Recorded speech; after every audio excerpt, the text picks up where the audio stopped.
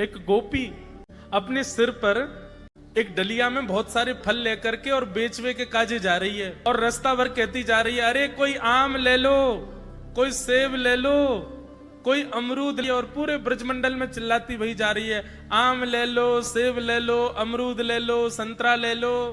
उस स्वर को जब नंद नंदन ने अपने नंद भवन में क्रीड़ा करते हुए श्रवण किया, नन्हे से गोपाल जी हैं, केवल 3 वर्ष की आयु है ठाकुर जी के, मोटे मोटे पाम, मोटे मोटे हाथ, ठाकुर जी को नेक्स सो पेट, बटुआ सो मुंह, और ठाकुर जी क्रीड़ा कर रहे हैं। और क्रीड़ा करते करते तोतली बाणी में यशोदा मैया तो कहने लगे, बोले मैया मैं फल खरीदवे जाऊंगा। मैया बोली लाला ऐसे ना हो मिलो करें, फल बेचवे वाले को कछु देनो पड़े, तेरे पास तो कछु है ना है, तू कमावे धमावे तो है ना है, इतना बड़ो है गो, अब वो घर में बैठो रे, 3 वर्ष के हैं ठाकुर जी बस। ठाकुर जी बोले मैया जे नंद भवन कौन को है? बोले तेरो है।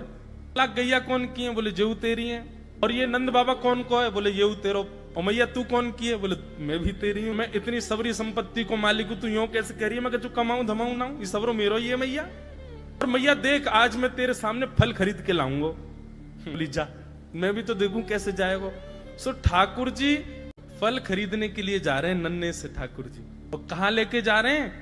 बोले जल्दी से जहां पर सारे सामग्रियां रखी जाती है, ऐसे सामग्री गृह में गए और वहां से 2 मुट्ठी गेहूं अपने हाथ में भर के, और नन्हे से 3 वर्ष के ठाकुर जी इतने इतने से हाथ ऐसे अंजलि में गेहूं भर के, और ठाकुर जी अपनी मटकीली सी चाल बाकी अदा से उछलते कूदते भय और फल बेचे वारी के पास फल लेवे जा रहे हैं।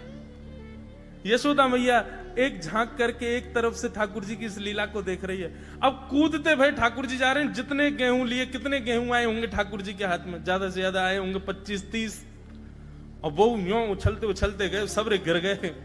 अरे कोई आम ले लो, सेब ले लो, अमरूद ले लो कहती हुई जैसे ही जा रही थी, तभी उसकी दृष्टि पड़ी एक गली में, और वो गली जा रही थी नंद भवन की ओर। नंद भवन से नन्हे से बालक, नन्हे से सांवरे सलोने ठाकुर जी, छोटी सी धोती पहनी है, हाथन में पद्म राग के कड़ूला पहने हैं, गले में कौस्तुभ मणि पहनी है, सुंदर घुंघराले केशन को गूंथ करके यशोदा मैया ने ऊपर सुंदर मोतीन से लड़ बांध करके वहां में एक मोर पीछ लगायो भयो है।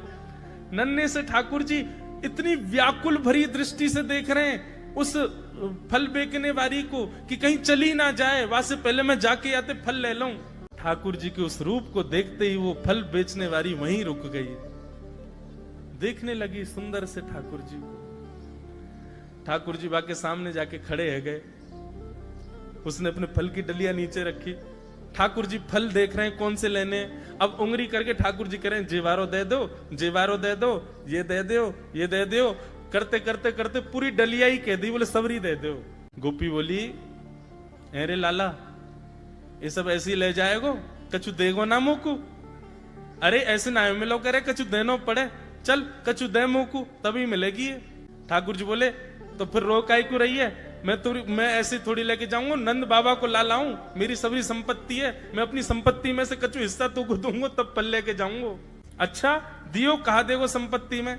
तो जितने गेहूं ठाकुर जी भर के लाए, वहां में से केवल एक बचो ठाकुर जी के हाथ में। और ठाकुर जी मुट्ठी खोल के वो एक गेहूं ले में, और बड़े संकोच वश कि अब एक ही बचो, कहा करूं, ले जे है उस एक गेहूं के दाने को अपने हाथ में लेकर के कोमल से ठाकुर जी की उस मुखाकृति को देख करके वो फल बेचने वाली की तो सुध बुद्धि चली गई। ठाकुर जी बोली अरे नजर लगावेगी मुकू, चल जल्दी फल दे दे। बोले फल दे तो दूं, लेके कैसे जाओगे? 4 आम के बराबर के तो तुम स्वयं हो, एक आम के ऊपर एक ऐसे 4 खड़े कर दूं तो इतने बड़े तो तुम खुद ही हो, कैसे लेके जाओगे? ठाकुर जी बोले बड़ी चिंता। तभी गोपी ने की अच्छा आओ मैं दूं। ठाकुर जी को हाथ पकड़ करके उनकी कारी कमरी खोली, उनकी पीताम्बरी ने ढीली करी, और ठाकुर जी के कछु फल तो कमरिया में बांध दिए, कछु पामन में बांध दिए, कछु हाथन में बाजू बंद बना के बांध दिए, कछु गरे में लटकाई दिए। ऐसे कपड़ान में फल भर भर के ठाकुर जी के पूरे अंग में फल लटका दिए। अब ठाकुर जी को पेट तो है गयो ऐसो, यहाँ ते कमर निकल रही है, पीछे ते निकल रहा है, पीछे बस्ता की तरह वहां में कपड़ा में फल बंधे भये हैं, हाथन में बाजू बंद में भी केला आदि आदि सब बंधे भये हैं। और ऐसे ठाकुर जी मटकते भये, उछलते भये, और बड़ो श्रम है रोए, उठा नहीं पा रहे पाम को, इतना भारी है गयो पाम।